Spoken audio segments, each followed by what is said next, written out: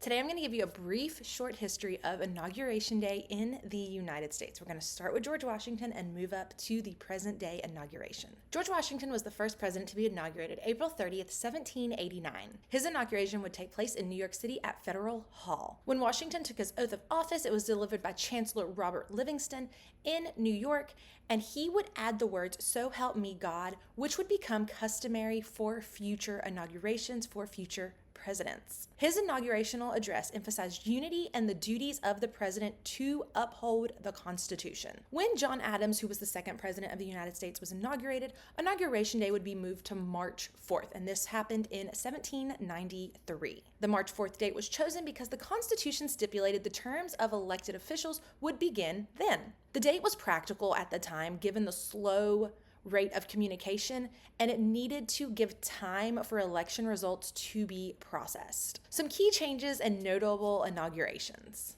Thomas Jefferson's inauguration in 1801 would be the first one actually held in Washington, D.C. This also marked the first peaceful transfer of power between opposing parties, the Federalist Party to the Democratic Republican Party. His walk to and from the Capitol symbolized humility and set a precedent for similar inaugurational ceremonies. Abraham Lincoln's inaugurations are also memorable ones. His first one in 1861 occurred against the backdrop of a nation that was divided and an impending civil war. In this address, he called for unity, saying, "We are not enemies, but friends." His second inaugurational address, held in 1865, took place near the end of the war and is remembered for his call for reconciliation, "with malice towards none, with charity for all." In 1933, the Second Amendment is going to be passed, and this is going to move Inauguration Day from March 4th to January 20th. Inauguration Day was moved from March 4th to January 20th to shorten the lame duck period by the outgoing president. Franklin Delano Roosevelt would be the first president to be inaugurated under these new rules, January 20th, 1937. What are the inauguration traditions? First, they take the oath of office, which is required by Article 2, Section 1 of the Constitution.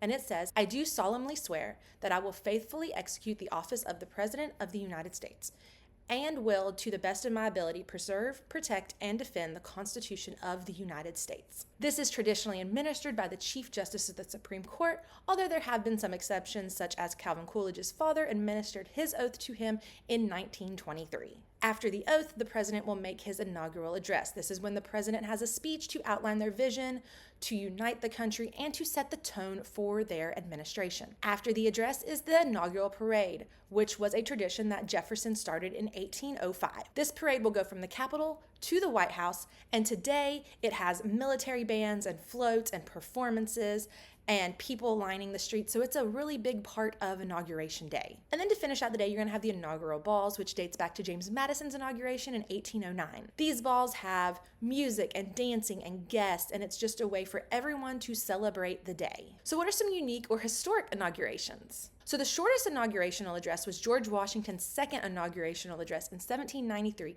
and it only had 135 words. The first broadcasted inauguration would be Calvin Coolidge's 1925 ceremony, and it was the first one broadcasted over the radio. And Harry S. Truman's ceremony in 1949 was the first one that was televised. There have been unscheduled oaths of offices, such as when a president dies or a president is assassinated, such as when Lyndon B. Johnson was sworn in aboard Air Force One following the assassination of John F. Kennedy in 1963. Most of the time, inaugurations are outside, but there have been 2 cases, and now there's going to be 3 cases of inaugurations having to be inside. The first one was in 1909 when William Taft would take his oath of office in the Senate chambers after a blizzard dropped 10 inches of snow on Washington, D.C. The parade, though, was still held and had over 20,000 marchers. Ronald Reagan's second inauguration would also be held inside due to the temperature being 7 degrees. And now, tomorrow, because I'm recording this on January 19th, Donald Trump's second inauguration is going to be inside, also due to forecasted temperatures in Washington, D.C.